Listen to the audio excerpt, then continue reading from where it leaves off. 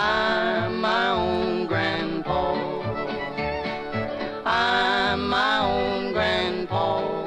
We learned this week that our confident prediction of a couple of weeks back to the effect that noted American conservative thinker Candace Owens was pretty much going to write these things for us for the next little while had been proved gloriously correct. We learned, yes, that despite the threat of expensive legal action from the President of France, pundit and dingbat Owens was all in on the theory that the First Lady of France, Brigitte Macron, was in fact born a man, name of Jean-Michel Trogneux, and or is her own brother, or something. I'm my own grandpa. I'm my own grandpa. Lonzo and Oscar there with their 1947 hit I'm My Own Grandpa, also recorded by Ray Stevens, Willie Nelson and the cast of The Muppet Show, among others. Come on. Just get on with it. Just trying to broaden horizons, we learned that Candace Owens had been saying things in public again where people, very much including the Macron's legal team, might be able to hear her. It's plausible that Brigitte Trogneux got sick, that the real Brigitte Trogneux got sick and perhaps had a dying wish to help her brother, Jean-Michel Trogneux, who was living perhaps as Veronique, right? Right? Again, we're surmising there's no evidence that Brigitte Trogneux died. There's no evidence of that, but that's what it feels like to me. Famously, if there's one thing that lawyers for the defendants in a libel suit enjoy as they prepare for court, it's their client cheerfully admitting that there is no evidence for anything they have claimed.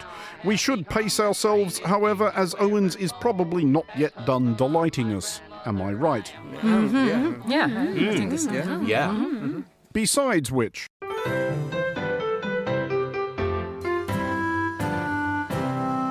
we learned that at least one entity is running shorter of cash than even Owens herself may be if President Macron's learned friends somehow convince a judge that a mother of 3 children is in fact a woman. We speak of the Republic of Iraq, officials of which have spent recent days wearily addressing rumours that the contents of the national treasury have been eaten by mice. We initially learned, or at least read reports in vaguely respectable news outlets to the effect, that squeaking rodents had inveigled themselves into the pertinent storage facilities and chomped through a quantity of cash equivalent to $47 billion, a tidy old stack, indeed an amount roughly 1/6 of Iraq's GDP. However, we swiftly learned that the only actual source for this story appeared to be basically the internet. But we learned again that in our benighted epoch this will do for the excitable and lack-witted, a cohort sufficiently hefty as to move markets and to therefore flush out exasperated government spokesfolk to deny everything.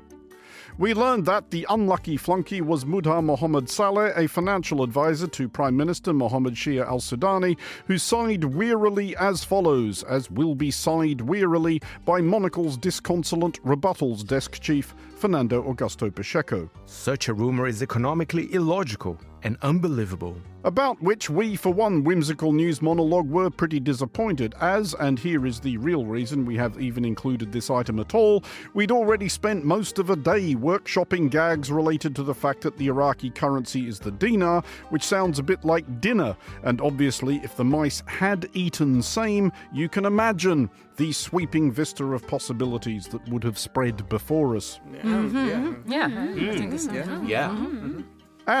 But we had also learned of a means by which Iraq might have been able to recover some of the losses. Let's have, by way of appropriate setting, some Danish folk song.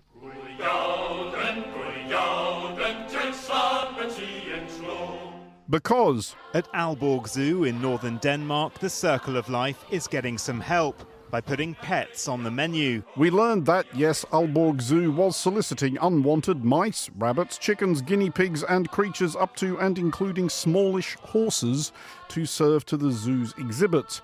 We learned that all pets thus donated would be diligently euthanized before being flung over the fence, and that furthermore some sort of tax break was on offer where the horses were concerned, presumably to entice citizens trying to keep their finances stable, not wishing to be saddled with debt, etc. Sadly, however, the fact that Iraq's money hadn't been eaten by mice after all rather undermined the linking device, so this whole thing has been a total waste of everyone's time. Although, and here possibly is where we turn this thing around, on the subject of total wastes of everyone's time, Young musicians from South Africa and Zimbabwe have broken the world record for the largest marimba ensemble. yes, we learned that a new world record had been set for the largest number of marimbas played simultaneously, specifically 1,276, from which we learned that 1,276 marimbas being played at the same time sounds like this.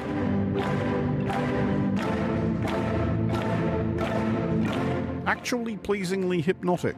We learned upon further research that this absolutely belted the previous record for massed marimbas, a relatively wretched 505 assembled by Guatemala in 2021. Bunch of losers. That's pathetic. That is so lame. God. I'm not Oh my impressed. god, embarrassing. Nevertheless, challenge accepted. All we need is 1,277 people to bring their marimbas to Midori House, let's say next Thursday at 2. Please do not actually bring marimbas to Midori House next Thursday at 2, or indeed at any other time. For Monocle Radio, I'm Andrew Mueller.